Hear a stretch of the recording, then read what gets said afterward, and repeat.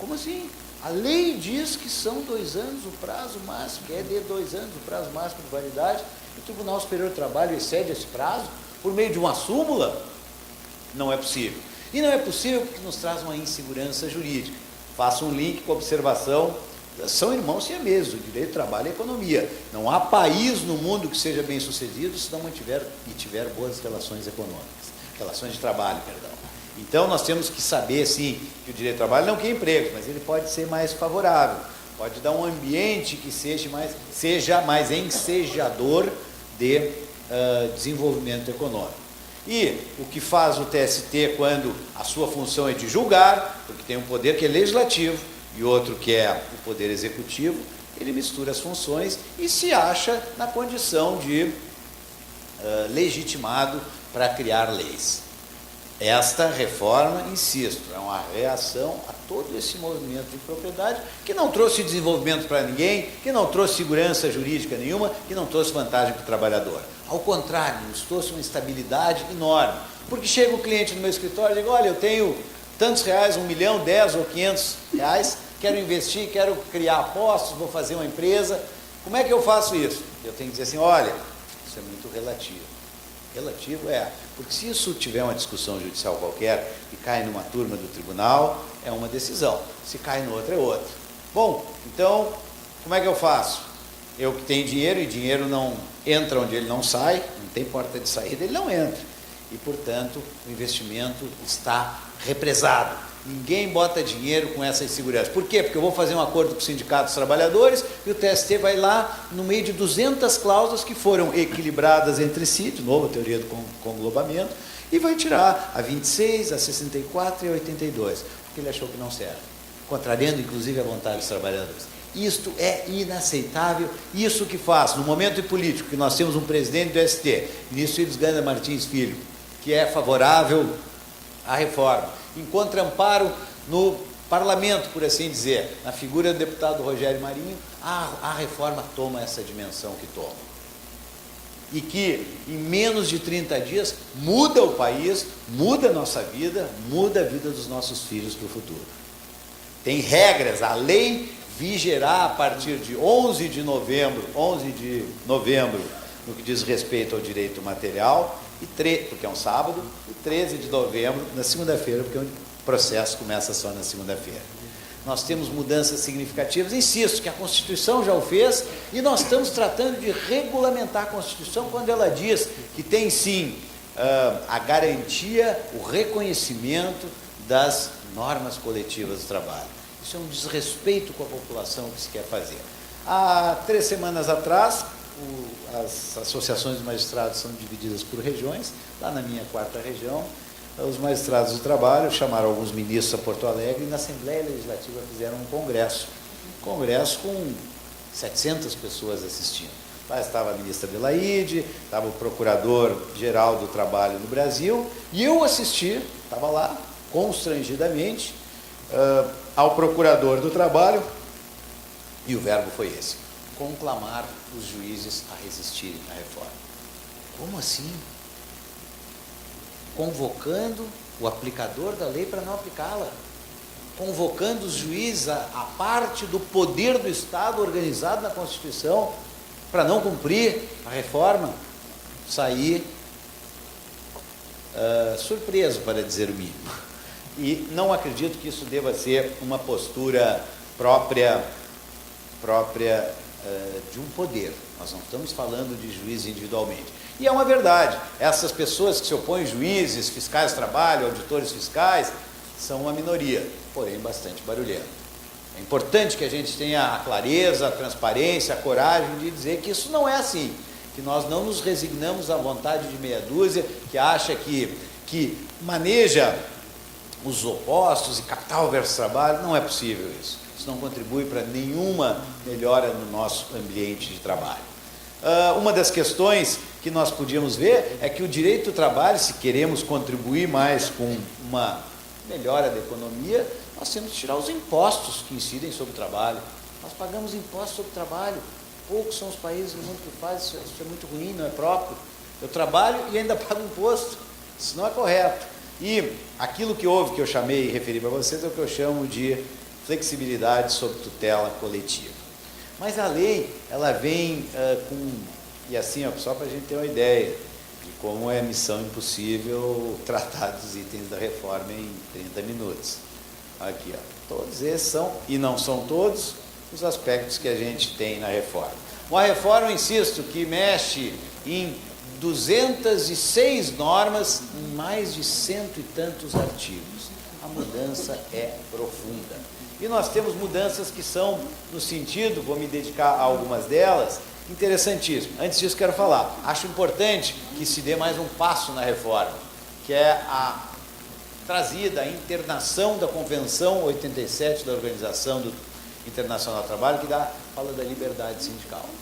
Nós temos que fazer os sindicatos pensar também que precisam concorrer, que não é pelo caminho natural do dinheiro do imposto, que agora foi extinto, que nós vamos ter bons sindicatos. Ao contrário, deitam em berço esplêndido. Se nós tivermos a adoção da Convenção 87, nós, junto com a liberdade sindical, teremos a pluralidade sindical. E aí os sindicatos vão ter que mostrar serviço, vão ter que convencer o trabalhador que ele trabalha em favor da categoria, que ele defende os trabalhadores, que ele luta pelos direitos dos trabalhadores, e aí sim, eu vou ter vontade e necessidade de me filiar a esse sindicato. Então esse passo é bastante importante. Pois bem, essas mudanças todas, e dei 2 exemplos na questão dos intervalos, há outras das questões das jornadas, nós não podemos, o doutor Alexandre usou também uma frase, não sei se eu peguei dele ou ele de mim, mas a questão da roupa única. Nós, com tantos tipos humanos, baixos, gordos, magros, altos, braços compridos, braços curtos, nós não podemos ter uma roupa para todos esses. Nós não podemos ter uma roupa modelo único, como não pode ser modelo único num país tão diverso, com tanta variação no mundo do trabalho, a legislação trabalhista. Por isso, de novo, insisto, a importância que tem a negociação coletiva e o direito coletivo do trabalho, que vai dizer que se esse setor não andou bem este ano, ele não pode falar em reajuste de salário, ele está às vezes de fechar suas portas, as empresas fecharem. Aquele lá, por exemplo, o setor de tecnologia que anda muito bem, esse setor sim, pode manejar as suas relações e as regras que dizem respeito a ele mais adequadamente. Então, realmente a negociação coletiva de trabalho é fundamental. Mas, basicamente, o que nos traz a reforma, de uma dimensão enorme, insisto, é modernização. Modernização porque trata coisas que estavam fora do direito. Por exemplo, também uma outra observação ainda mais genérica. O excesso de proteção pode desproteger. Por exemplo, tenho 2 candidatos a uma vaga, 2 jovens em idade de constituir família, ter filho, 20 e poucos anos, um homem e uma mulher. Quem é que o empregador qual candidato escolherá o empregador? Por quê? Prefere o homem? Não. Por quê? Porque a mulher está numa idade fértil, vai ter filhos, vai ter atestados, vai ter afastamento, vai ter gravidez, vai ter garantia de emprego. E eu não sou contra afastar tudo isso, não entendam mal o que eu estou dizendo. A proteção à maternidade é fundamental, senão muitos de nós nem estaríamos aqui. Mas eu acho que a gente tem que olhar esse exemplo para entender que o excesso de proteção desprotege. Talvez, vou usar outro exemplo, as empregadas domésticas que têm uma exclusão, não são protegidas pela CLT, por força do artigo 7º, são excluídas da CLT, tem uma lei própria, a lei foi revogada, veio uma emenda constitucional e a lei complementar 150. Essa lei trouxe muito mais direitos às empregadas domésticas. Que bom, estão muito protegidas. Melhorou, elas chegaram muito próximo ao empregado comum e que por várias razões historicamente tiveram menor proteção. O que acontece com o emprego da doméstica? Uma das razões qual é? Diminui. E diminui por quê? Porque ela custa mais caro. Mal comparando e brincando, eu tive já 3 empregadas domésticas. Hoje eu tenho mal e mal uma. Gostaria de me dedicar ao direito, cuidar do meu escritório, que lá vivem 20 famílias. Não, eu tenho que hoje cuidar mais da minha casa do que eu cuidei no passado. E ela realmente, aquelas que estão empregadas com carteira assinada, são muito bem protegidas. Mas tem muito mais gente fora do mercado. Outro exemplo, claro, não vou desconhecer que isso é uma veia cultural. Cada um tem que cuidar da sua casa, os eletrodomésticos hoje estão cada vez melhores, a vida vai extinguir, como já extinguiu nos Estados Unidos, como tirando a Ibero-América na Europa não existem empregados domésticos, existem um pouquinho, todo no Ocidente, no Oriente é muito diferente. Mas tem um pouquinho lá no Sul da África, África do Sul e um pouco na América do Sul. Profissão a caminho da extinção e que esta superproteção pode, não vou nem afirmar, vou deixar dúvida com os senhores, pode gerar uma redução, a redução existe, mas pode gerar a extinção desse tipo de atividade. O mundo mudou, nós temos que alterar. O freelancer, que foi também uma referência do Alexandre, no sentido de que é aquele sujeito que apresenta um trabalho numa agenda, numa agência, aquele sujeito que faz um trabalho e quando é chamado, recebe pelo seu trabalho e vai embora, ele não tem proteção legal nenhuma. Ele não tem previdência, ele não tem carteira assinada. O que se faz quando se maneja agora a jornada intermitente, o trabalho intermitente, bem exemplificado também na questão de um restaurante que está às moscas de segunda a quinta, ele só funciona de sábado a domingo, ou de sexta a domingo. Não é possível que eu tenha que obrigar a esse restaurante que tem necessidade de 15 garçons no fim de semana a ter 12 de braços cruzados durante a semana e serem pagos. Não há negócio que se sustente no mundo. Não vai ter um emprego para os 12, nem para os 3. Então é natural que venha a lei a corrigir, a atualizar para uma necessidade particular. O trabalho intermitente dá proteção na medida da proporção do trabalho realizado. Claro que não é o trabalho ideal. O ideal seria, e nós não temos mais, a doutora Grazielli sabe bem, nós não temos mais aquele nosso parâmetro de comparação ideal.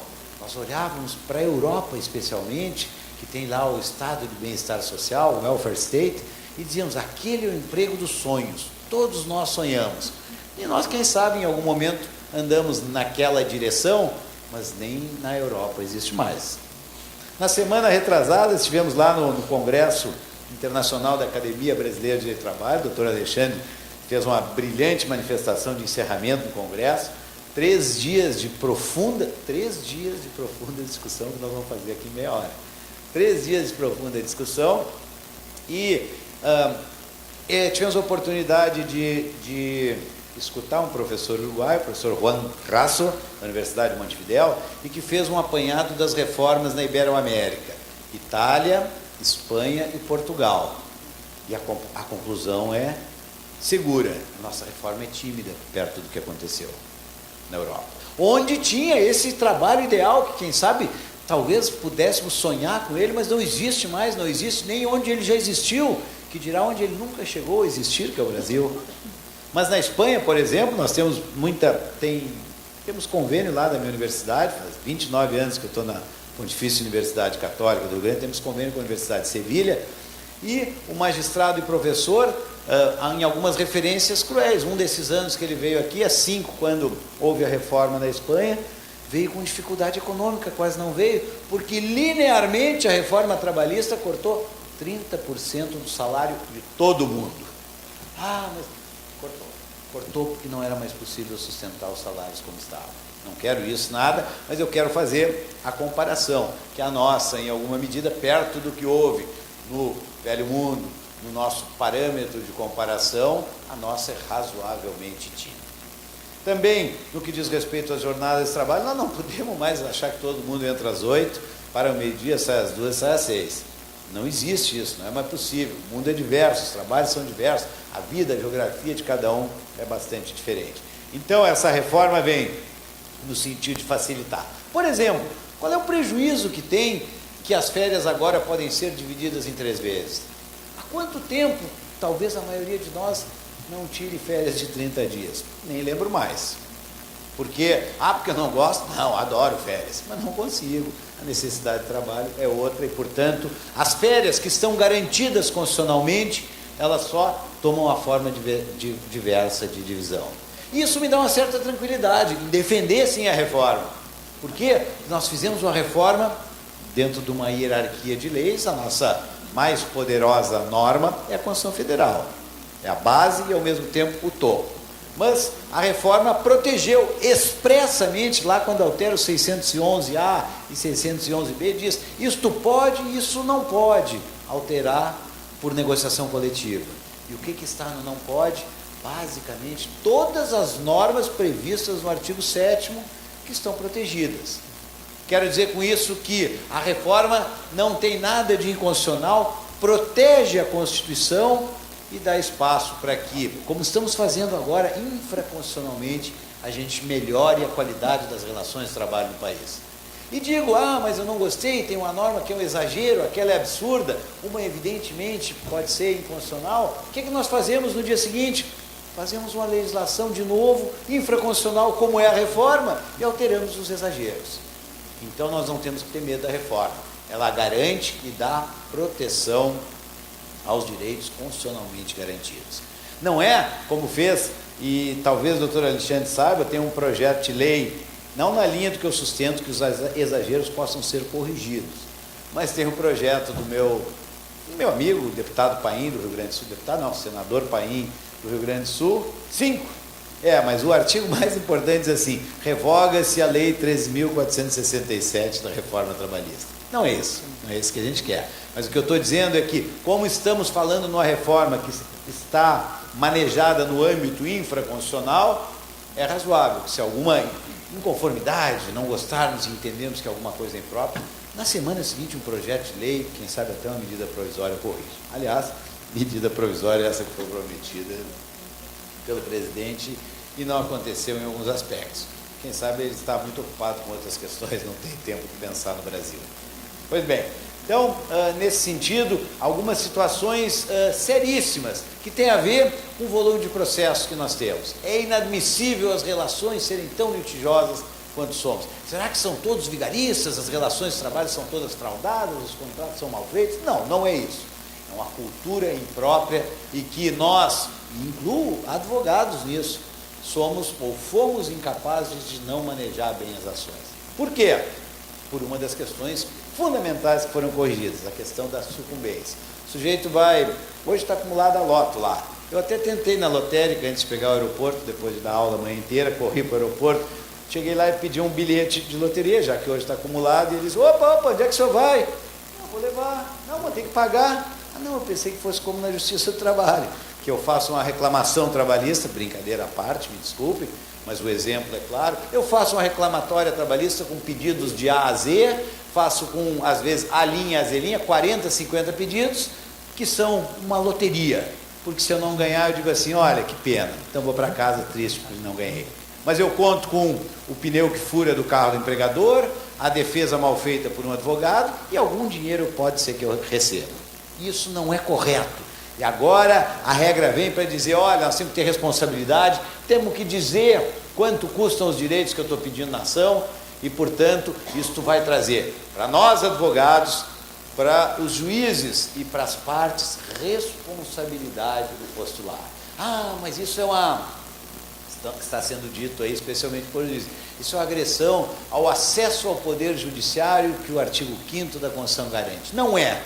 É da lisura, da correção, da limite, porque da forma como estava é inadmissível que isso acontecesse. Por exemplo, outra questão que virou, especialmente porque foi formalizada na Constituição em 88, e virou a coisa mais comum que existe, que é o pedido de dano moral. Todo mundo se sente na dor íntima, lesado na sua condição de ser, e todos os pedidos, quase como quem vai ao restaurante pede um filé e as batatas fritas sempre acompanham, esse é teu exemplo, né? Isso eu tenho certeza, talvez você já tenha ouvido. O dano moral existe em toda a ação, todo mundo se sente mal porque o empregador olhou torto, porque o empregador resolveu alterar a jornada, porque ele precisou do trabalho na véspera de um feriado. Isso não é possível. E são estes exageros dentro do processo que vêm e vão ser corrigidos. Nós temos também medidas em favor dos trabalhadores, tantas além de outras. Por exemplo, o devedor trabalhista, que hoje já, quando não cumpre aquilo que a Justiça diz que ele deve e está pendente de pagamento, ele vai para um cadastro nacional de devedores do trabalho. Além disso, ele vai figurar agora, e portanto da seriedade, também para o lado dos empregadores, para não se furtarem as execuções. Eles vão para a Serasa, vão para o outro, aquele SPC, e agora a lei diz, olha, para dar seriedade, está devendo, tem que pagar. A Justiça diz que deve, que esse surgiu, que nasceu um direito daquela ação reclamatória, tem que pagar. E, portanto, medidas claramente em favor disso. Questão das dispensas individuais ou coletivas. Pessoas assinam, fazem um ajuste, vou sair, vou receber mais 15 salários, depois de receber vão à Justiça, batem no judiciário lá e dizem, olha, eu acho que eu fui induzido, eu não sabia bem, eu quero discutir tudo de novo, o dinheiro no bolso. Não, isso não pode ser correto. Não me digam que isso é correto. Várias questões, por exemplo, no que diz respeito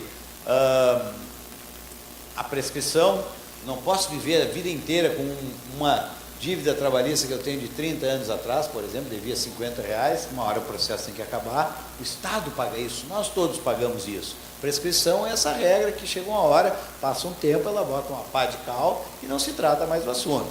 Então, uma questão importante. A outra questão, a possibilidade, valorizando 2 horas mais, está ótimo. 2 horas acho que eu consigo dizer alguma coisa, está bem.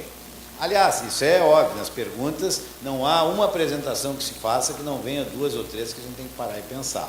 Porque numa dimensão de reformas dessa, cheia de novidade, a curiosidade é muito maior do que a gente consegue apresentar. Mas a questão que eu queria dizer é a seguinte, a possibilidade de composição judicial. Quem já não ouviu falar nas lides ou nas ações simuladas, em que o empregador finge que demite o trabalhador, porque na verdade não está demitindo, é o trabalhador que busca e quer ir embora, não aguenta mais aquele trabalho, e vai a juízo, reclama, ele recebe como se tivesse sido despedido, e depois ele devolve para o empregador a multa do fundo de garantia. Isso é inadmissível, nós temos que ter clareza, pode fazer sim uma composição para ir embora do emprego, mesmo sem pedir demissão e perder todos os direitos, ou sem que o empregador o demita porque não queria fazê-lo, e tenha que pagar uma multa cara de 40% sobre os depósitos de fundo de garantia, não é possível isso acontecer. E por essa razão, os acordos podem e devem ser prestigiados como prestigia a lei. Também mais uma observação nisso, a homologação da rescisão de trabalho. Para o meu gosto, respeito a todas as outras opiniões, ela só servia para se apresentar ao futuro advogado que ia reclamar contra o empregador. Porque eu vou lá, pago um carimbo de 10 centímetros quadrados, ressalvando da gripe aos direitos, e isso simplesmente ele paga e no dia seguinte já conheceu o seu advogado, ajuiza uma ação trabalhista. Isso não é correto e não servia. Então vamos parar com essa bobagem de obrigar o empregador a ir no sindicato homologar a rescisão. Mas mais do que isso, se a gente olhar sob o aspecto das cláusulas coletivas, lá no meu estado, não sei aqui, é muito comum, há uma cláusula coletiva qualquer e dezenas de ações, muitas vezes movidas essas ações pelos próprios advogados do sindicato, alegando que essas cláusulas são nulas, por exemplo, a do intervalo, por exemplo, a das prorrogações, e não, essa cláusula 34 lá que reduz o horário de intervalo, não é possível existir, isso é um atentado contra a higiene, medicina e segurança do trabalho, não é possível, e o Tribunal Superior acolhia. Agora, a lei tem um dispositivo que eu acho até interessantíssimo, que diz assim, cada vez que alguém vier a juízo e pedir a nulidade de uma cláusula, o sindicato vai ter que participar do processo. Vai ter trabalho o sindicato. E os próprios advogados não mais poderão ter esse tipo de postura. Deixa eu só ver se tem alguma coisa. Tá bem, vamos lá, o que falta. Arbitragem, me parece interessante, que quem receba mais que 2 tetos da Previdência, 11.062 com 62, isso não dá 3% da população brasileira, possa decidir o seu caminho pela arbitragem. Uma solução rápida, eficiente, prestigiada pelo Código de Processo Civil, que traz a um terceiro, que não é o juiz, mas que é escolhido pelas partes para resolver o conflito. É natural e adequado que isso aconteça. Questão da quitação. Olha, é muita gente, muito assunto. E eu queria peço uma prorrogação de mais um para falar eu estou tentando falar rápido, nem o senhor conseguiu, mas eu não consigo tanto assim. Mas tá, mais um então. Questão da terceirização. Terceirização, um processo de produção universal e que no Brasil, de novo, chega o cliente lá, quer terceirizar, posso ou não posso? Depende. Como assim depende? Porque nós somos regidos hoje pela súmula 331 do TST. Mas é a nossa mais alta corte trabalhista, claro, só que acima dela nós temos a mais alta corte de verdade, que é o Supremo Tribunal Federal, que já vem mandando recados para o TST, já vem mandando recados para a jurisdição, dizendo que, olha, vocês estão esticando a corda como esticaram demais, estão protecionistas ao extremo, o mundo é outro, nós temos que nos atualizar. Aquela referência que o doutor Alexandre fez a uma observação do ministro Barroso é perfeita. E na terceirização, um caso exemplar. A lei vem e diz o que acontece, diz como é, melhora as condições do transporte, do trabalho, do terceirizado, do serviço médico, tem que ser as mesmas do colega que não é terceirizado, dentre outras garantias de calção, etc, etc. Mas o TST vinha decidindo e nós não conseguimos fazer esse recurso chegar ao Supremo Tribunal Federal. Quando, há 2 anos atrás, não por um recurso extraordinário, que é aquele recurso que leva os processos ao Supremo, mas por um recurso do regimento interno chamado reclamação. Se quebra essa barreira e chega a primeira matéria de terceirização no Supremo Tribunal Federal, renova. A quem caberá dar a última palavra. O Supremo, usando um expediente novo processual civil, dá repercussão geral ao assunto e suspende 350 mil processos no país sobre terceirização. Está na mesa do Supremo que pode a qualquer hora julgar isso. Será que o Supremo vai julgar bem? Será que isso não é uma matéria exatamente como está posta agora do Poder Legislativo? Me parece. Porque o fato é que, especialmente nesse caso, foi dos telefônicos que conseguiram chegar ao Supremo Tribunal Federal, tem uma regra que não foi declarada por ninguém constitucional, que diz assim: telefônicos podem terceirizar tudo. E é exatamente isso que agora a lei, como deve ser, numa partição de poderes que equilibra o Estado entre as forças do Executivo, Legislativo e Judiciário, vem uma lei que altera todas essas questões.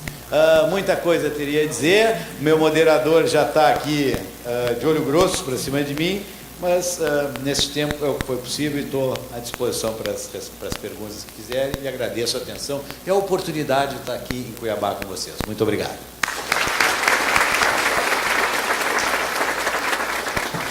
Eu queria já agradecer o doutor André, eu não fiz menção ao currículo do doutor André para a gente adiantar o expediente. O doutor André, ele é titular da cadeira número 89 da Academia Brasileira de Direito do Trabalho, onde estão os grandes pensadores do direito do trabalho brasileiro, professor da graduação, da pós-graduação na PUC do Rio Grande do Sul, se formou lá na Universidade Federal. E agora, então, eu vou dizer, vou passar a palavra para a doutora Grazielli, dizer que ela vai ter os mesmos 37 minutos e 24 segundos que o doutor André, se ela quiser. Se ela não quiser, e a doutora Grazielli advogou também na área, é professora. A doutora Grazielli passou em primeiro lugar no concurso que fez aqui do nosso TRT da 23ª região, e eu acredito que a doutora Grazielli é uma das juízas das quais a Justiça do Trabalho pode ter orgulho.